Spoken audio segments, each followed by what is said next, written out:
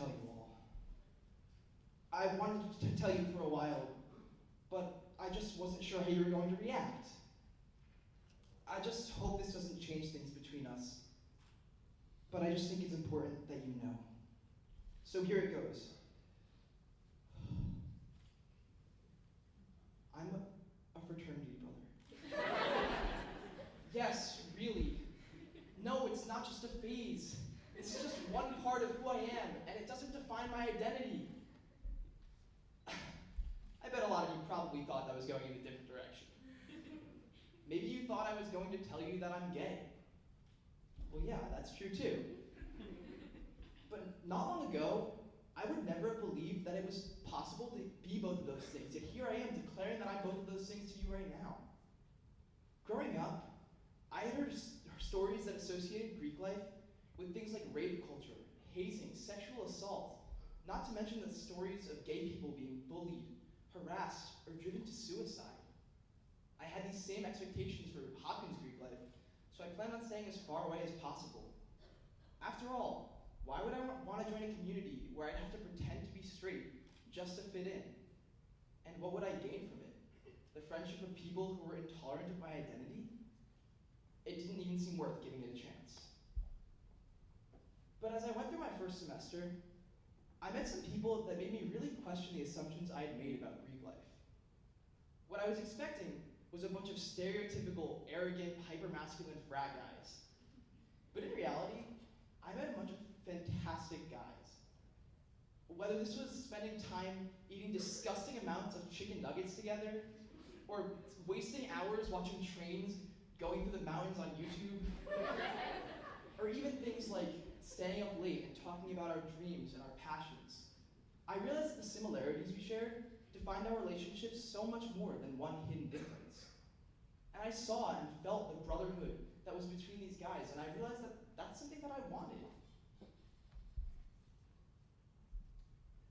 And so later on in the semester, when I was walking to an event that one of the fraternities was hosting, the guy that I was walking with asked me if I was planning on rushing when spring came around. And I remember saying, I don't really want to pay dues, and I don't think my parents are going to let me.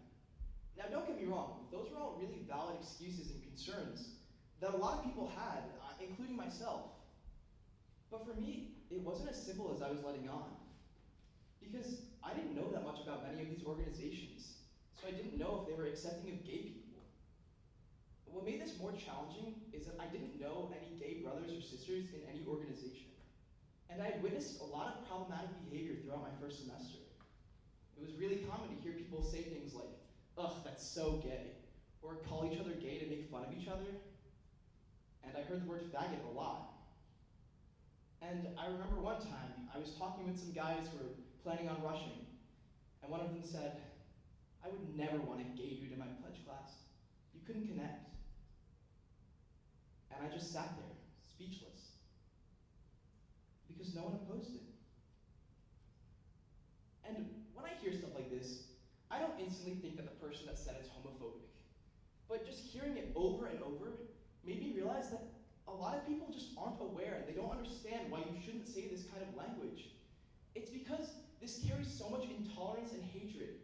And I'm happy that most people don't have to feel that, but I have. I've personally felt the impact it has. And I can tell you that that language has no place on our campus or in our culture. And it's times like this when I ask myself if it was really worth the struggle of joining. I remember asking, is this really a community that I want to join? Is it really something that I want to put myself through? But I was so angry at the intolerance around me. I had no problem connecting or getting to know these guys the entire first semester. And I was gay the whole time, they just didn't know it. And this made me realize that it might have been more of a problem of ignorance. And maybe the only way to combat that was through exposure. So I had a point to prove. And I was determined to let no one stand in my way, because I refused to reinforce the idea that you can't be in a frat if you're gay. So, Rush came, and with it came some unexpected challenges. I really liked getting to know the guys in the different organizations, but it was unexpectedly hard, because every interaction I made was under the assumption that I was straight. So I had to maneuver my way through the process, kind of like an undercover spy.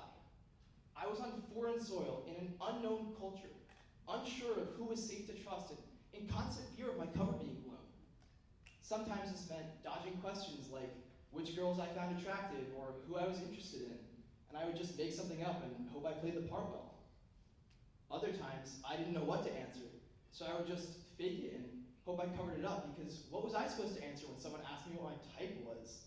I wasn't about to say a dude. And this made me realize that it wasn't directly homophobia that was the problem here. Rather, it was the explicit heteronormativity that created such a hostile environment for gay people. And we have to work to open our culture and create and cultivate a welcoming environment, because by nature, we're a closed, exclusive community, and that's not okay. So Rush came and went, and ultimately I decided that being a part of a fraternity was something that I really wanted to do. So I accepted my bid to Beta. And I loved getting to know my pledge class, and I really looked forward to calling them my brothers. I had only known them for a couple weeks, but it had become increasingly clear that I just wasn't going to be able to get really close to them if I was continuously putting up a wall. And I realized that I was going to have to stop hiding behind that wall at some point. And soon I was going to have to declare and own my identity. And that terrified me. And that moment came. One night late in February. I remember the dimly lit basement, and I remember the smell. I remember the smell of the dimly lit basement, and I remember the outlines of my pledge class sitting around me. They were engaged in open and honest conversation, but I just sat quietly, focusing on ignoring the thoughts of fear and panic running through my mind. But then it was my turn to talk, and the room went silent. And I opened my mouth to speak, but I paused because I felt the weight of those words in my mouth. And I knew that once I said them, there was absolutely no going back. But I hated that barrier that stood between me and my pledge class. I hated having to lie all the time to people that I wanted to call brother. And I hated that I was constantly feeling guilty about all of this. I asked myself, how could I call them my brothers if I can't just come out to them? Because more importantly, why would I want to call them my brothers if they weren't okay with who I was? Sitting in the quiet, that moment, I had realized that I had enough. So I broke the silence with words I had thought about thousands of times. Words that were as terrifying then as they are empowering now. Guys, I'm gay. And once I started talking, I couldn't stop. I told my pledge class about my previous struggles accepting myself because of my sexuality, and the current everyday frustrations of having to fit in with a sea of straight people, to my fears for the future, because I knew that after that night, there was no going back, and my life was about to completely change. And when I was done talking, and let my words just hang in the air, I was met with love and support. And my pledge class said things to me like, "We still love you," or "This doesn't change anything, dude," or even, "My best friend's gay if you're interested." This showed me that by being open and vulnerable in my relationships, I could only get closer to the people that cared about me. Everything changed for me that night, but the brothers I had made showed me how constant they were in my life. I saw that my sexuality didn't change things with the people that really cared about me, and that gave me the strength not to care about what others thought. For the first time, I was free to be myself. I didn't have to hide anymore, and for the first time, I was happy declaring my identity to the world. And finally, I did something that I had wanted to do for a long time. Coming out to my parents was the hardest thing I have ever done. But my pledge class and my fraternity gave me the courage to finally do that. So while I'm eternally grateful for everything Greek life has done for me, I can't help but acknowledge that this just unfortunately isn't the situation for everyone. And that's something none of us should be okay with, because this kind of stuff happens every day. And sometimes it feels like no one cares or even notices. And I go back to feeling invisible.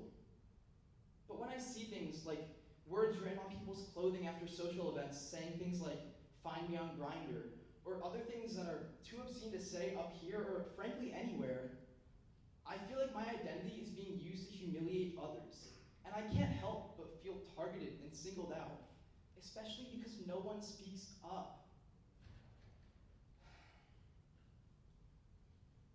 But I had to fight to be a part of this community. And it's really hard having the burden put on me all the time to constantly speak up for the rights of gay people. And sometimes it feels like I'm shouting into the wind, because I have to fight for my voice every day. And so many in the gay community are still powerless or silenced. And then those who are privileged enough to have a voice just do nothing.